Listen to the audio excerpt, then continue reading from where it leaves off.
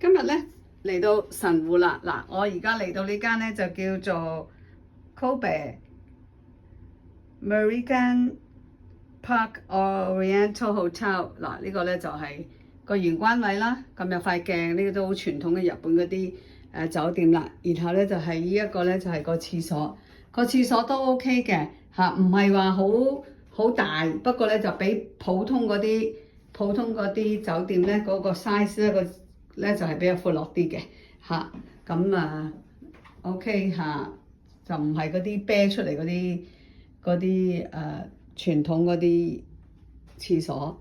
咁呢度咧就有個大電視啦，有張台啦 ，OK， 咁咧就有床啦。呢張床都 OK 喎，個設計有少少古舊咗，不過唔錯嘅 OK。咁咧呢度咧，我哋咧呢間房咧就有個露台，咁我哋睇下出邊咧啲咩環境先嚇。嗱，呢一度啦，打開佢啦，咁然後咧我哋咧就開嚟睇下呢個，哇！我哋有個陽台啊，即係有個露台喎。呢一度咧就係對住神戶港啦。呢個真係你睇，而家啱啱好咧，仲要係日落喎。你睇下靚到，真係靚到冇得頂㗎啦！你睇唔睇到個夕陽？睇唔睇到啊？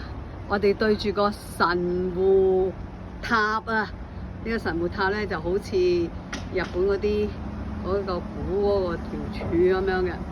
咁然後咧就喺呢度咧側邊咧個環境啦，哇！你睇靚到個酒店咧就應該都係有翻咁上下歷史㗎啦，不過咧就非常之唔錯。